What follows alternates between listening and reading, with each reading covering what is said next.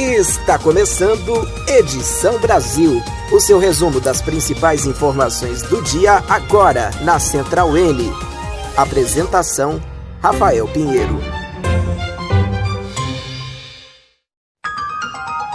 Olá, uma boa noite para você, seja muito bem-vindo, seja muito bem-vinda.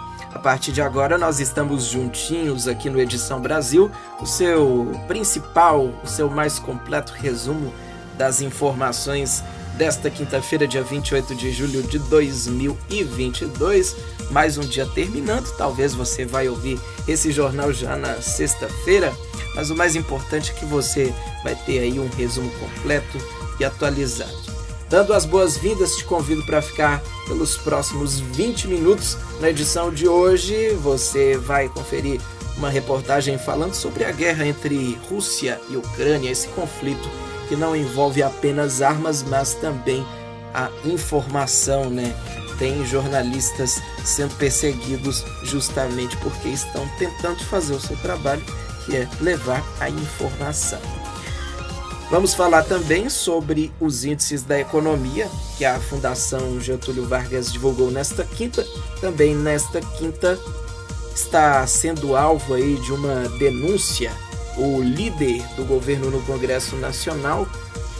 Essa denúncia foi publicada pelo jornal O Globo e daqui a pouquinho você vai saber mais detalhes sobre esse assunto. Também vamos falar sobre a Carta pela Democracia, que foi assinada por diversas personalidades, figuras públicas e também pessoas de diversos setores da sociedade civil, também empresários. Uma carta que tem ganhado aí bastante destaque, e ainda os números da pesquisa Datafolha que foram divulgados nesta quinta-feira. Tudo isso e muito mais a partir de agora. Fique com a gente, esse é o seu Edição Brasil. Edição Brasil.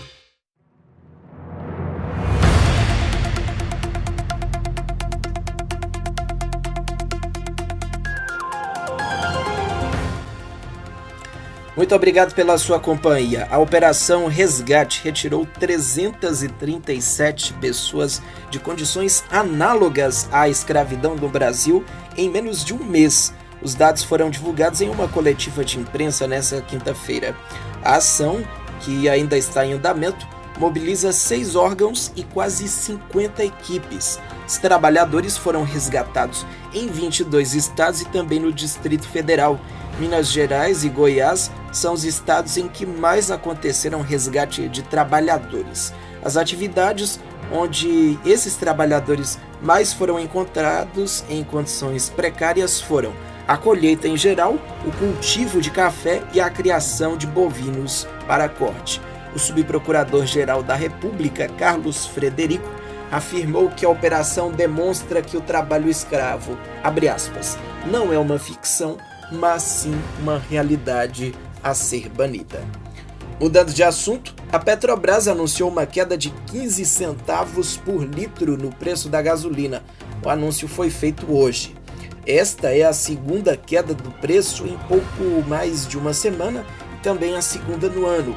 Vale lembrar que esta redução é feita no valor repassado às distribuidoras. O preço, nessa fase, cai de R$ 3,86 para R$ 3,71. O diesel, por enquanto, não deve registrar redução. O valor do combustível para as refinarias atualmente é de R$ 5,61. E agora vamos falar sobre os índices econômicos divulgados pela Fundação Getúlio Vargas. Mais informações com o repórter Emerson Oliveira. Boa noite para você, Emerson. Olá, boa noite para você, Rafael, e aos nossos ouvintes. Bom, vamos falar de economia, né? Porque o índice geral de preços variou 0,21% em julho, ante 0,59% do mês anterior. O índice é conhecido como inflação do aluguel, por ser usado para reajustar grande parte de contratos do setor.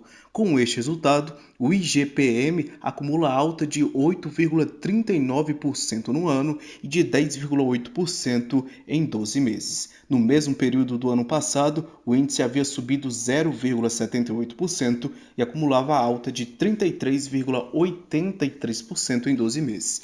Já o índice de preços ao produtor, que mede a variação de preços na saída das fábricas, registrou inflação de 1% em junho. O percentual é menor que os observados em maio deste ano, que foi 1,81%, e em junho de 2021, que foi 1,29%. Por outro lado, o índice de confiança dos serviços, calculado pela Fundação Getúlio Vargas, subiu 2,2 pontos em junho para julho deste ano e atingiu 100,9 pontos em uma escala de 0 a 200. Foi a quinta alta consecutiva do índice, que chegou ao seu maior nível desde setembro de 2013, quando somou 101,5 pontos. É a primeira vez também desde setembro de 2013 que ele superou os 100 pontos. Eu fico por aqui, até uma próxima. Emerson, muito obrigado pelas suas informações, boa noite a você. Agora vou falar sobre a pesquisa Datafolha que foi divulgada nesta quinta-feira pelo jornal Folha de São Paulo, revelando aí os índices de intenção de voto para a eleição presidencial desse ano. No cenário da pesquisa estimulada, Lula mantém o mesmo percentual da pesquisa anterior, que é de 47%. No mês passado, o presidente Jair Bolsonaro tinha 28%, agora tem 29%, portanto, crescimento de 1%. Ciro Gomes também mantém o mesmo percentual, 8%. Simone Tebet teve um aumento aí de 1%, tinha 1% na pesquisa anterior, agora tem 2%. O candidato André Janones, do Avante, perdeu 1%, na pesquisa anterior tinha 2%, agora tem 1%. Pablo Marçal, do PROS, manteve o mesmo 1% da pesquisa anterior, da mesma forma a candidata Vera Lúcia, do PSTU. Em branco, nulo e nenhum candidato, é 6% nessa pesquisa, antes eram 7%. Não sabe, 3% nessa pesquisa e 4% na pesquisa anterior. Os candidatos Felipe Dávila, do Novo, Sofia Manzano, do PCB, Leonardo Péricles, do UP, Emael, do Democracia Cristã, Luciano Bivar, do União Brasil e General Santos Cruz, do Podemos, não pontuaram. Na pesquisa espontânea, então, Lula 38%, Bolsonaro 26%, Ciro 3% e não sabe 25%. Em branco, nulo e nenhum, 6%.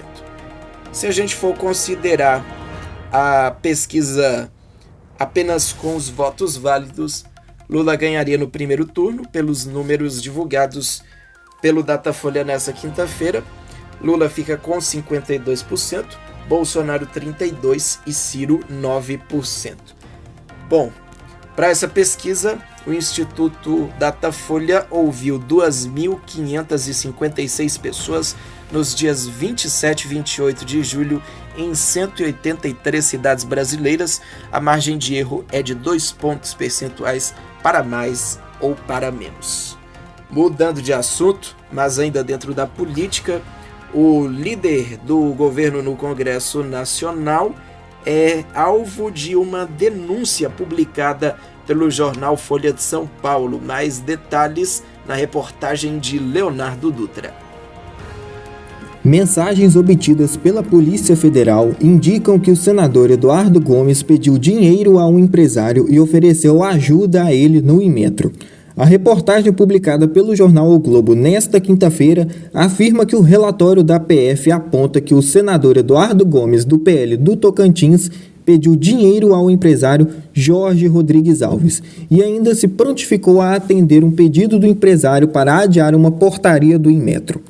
A PF encontrou as mensagens num celular apreendido do empresário durante a Operação Lavanderia, que investiga empresários do Tocantins por lavagem de dinheiro e organização criminosa.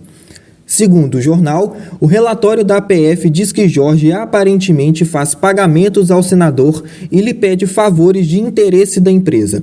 O relatório foi enviado para a Justiça Federal. Como o senador tem foro privilegiado, foi pedido para que fosse remetido ao Supremo Tribunal Federal. Ainda de acordo com a reportagem do jornal O Globo, em abril de 2019, Gomes e Alves tiveram uma conversa sobre uma portaria do Inmetro. Alves tem uma empresa que atua no setor de construção civil e iluminação e queria que a portaria fosse adiado porque mudaria as especificações das luminárias usadas na cidade. E, segundo Alves, a portaria prejudicaria a sua empresa. Em nota, o senador diz que jamais houve qualquer pagamento ou repasse. Disse que as mensagens são autoexplicativas e tratam-se de pedidos de empréstimo a um amigo, mas que não se efetivaram. A nota diz ainda que não houve qualquer intermediação ou negócio irregular. A nota finaliza dizendo que durante o exercício do mandato, o senador somente dá seguimento a eventuais demandas que são de interesse público de forma transparente e razoável. Reportagem Pedro Leonardo Dutra. E agora vamos falar sobre o Manifesto pela Democracia, uma carta que está tendo adesão de diversos empresários, personalidades, figuras públicas e também da sociedade como um todo. Reportagem de João Lucas Duarte traz mais informações.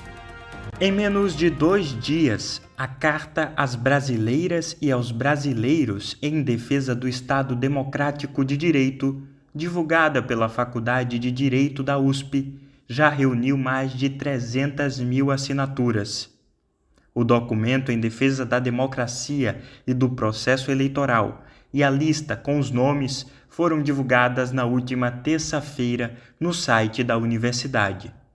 A carta foi lançada depois de seguidos ataques do presidente e candidato à reeleição Jair Bolsonaro, do Partido Liberal, contra as urnas eletrônicas e o sistema eleitoral brasileiro.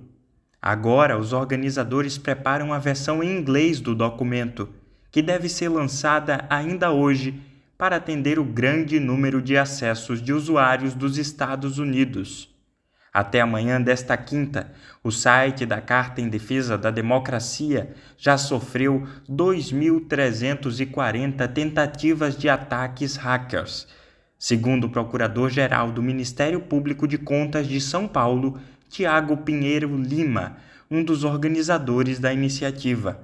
As tentativas de ataque já eram esperadas, e os mecanismos de segurança implantados no site têm conseguido impedir os invasores de acessar o sistema. Em nota, a Faculdade de Direito da Universidade de São Paulo disse que todas as tentativas de ataques estão sendo monitoradas pela equipe técnica da USP, bem como pela equipe técnica responsável pela coleta de assinaturas, e que providências serão tomadas. Reportagem João Lucas Duarte. Uma jornalista russa foi multada pela segunda vez por denunciar a guerra entre Rússia e Ucrânia. Eu preparei uma reportagem sobre esse assunto, você ouve agora. Marina Ovsyanikova foi multada em 500.000 rublos por um tribunal de Moscou que considerou que ela desacreditou as forças armadas russas. A informação é da agência France Press, uma das maiores agências de notícias do mundo. Marina é acusada de ter dito em 13 de julho que a operação na Ucrânia é um crime. 4 dias depois do episódio, ela foi brevemente detida na região de Moscou. Vale lembrar que a jornalista ganhou destaque em março quando invadiu o noticiário de um canal de televisão pró-Kremlin para o qual trabalhava. Ela segurava uma faixa denunciando a ofensiva na Ucrânia e a propaganda da mídia controlada pelo governo. Ela foi então brevemente detida e liberada com uma multa. A jornalista não é a única pessoa a ser perseguida por considerar a guerra na Ucrânia um erro. O também jornalista Dmitry Muratov, fundador do jornal Novaya Gazeta e um dos ganhadores do Prêmio Nobel da Paz, também tem sido alvo de perseguição.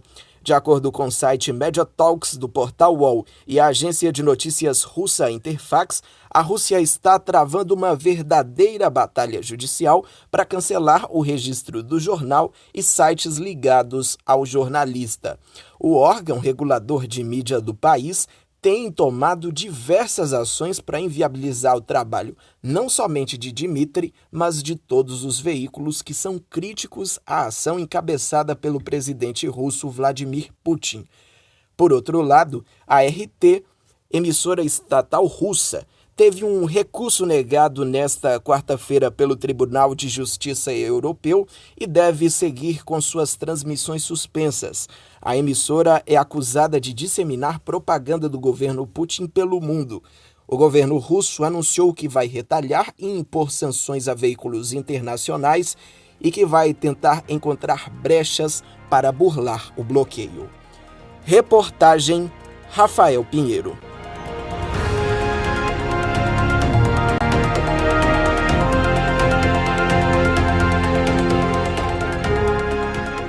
Aí para você a reportagem sobre a guerra entre Rússia e Ucrânia.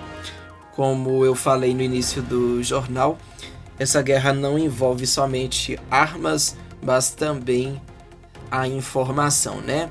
Jornalistas, infelizmente, sendo perseguidos e nem mesmo a visibilidade que o Prêmio Nobel da Paz deu à causa do jornalismo, da liberdade de imprensa, impediu que Dmitry Peskov e outros jornalistas sofram repressão em seu trabalho cobrindo essa guerra que segue se arrastando, né?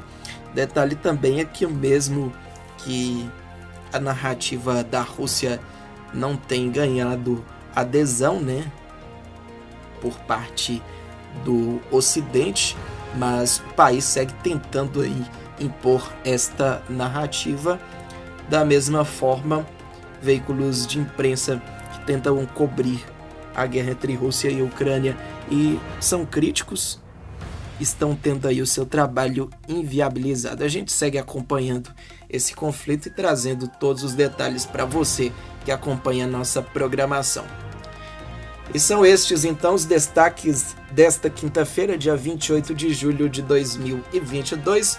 A nossa curadoria de informações contou aí com informações da CNN, do jornal O Tempo, portal UOL, da Agência Brasil, do portal G1, também do site Mediatalks, do portal UOL, do jornal Estado de Minas e da agência France Press. A gente contou aí com essas agências para fazer essa nossa curadoria de hoje. Esperamos que você tenha gostado do nosso resumo, o seu principal resumo das informações do dia. Agora você já está sabendo aí de tudo.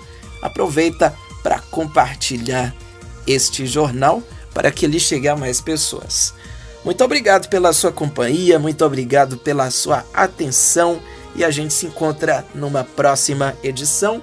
Desejo para você um excelente final de semana, muita paz, muita saúde, tudo de bom para você e mais uma vez a nossa gratidão pelo seu carinho e a sua audiência. Boa noite, tchau! Você ouviu o melhor resumo das principais informações do dia, Edição Brasil. Na Central N, jornalismo de qualidade feito para você.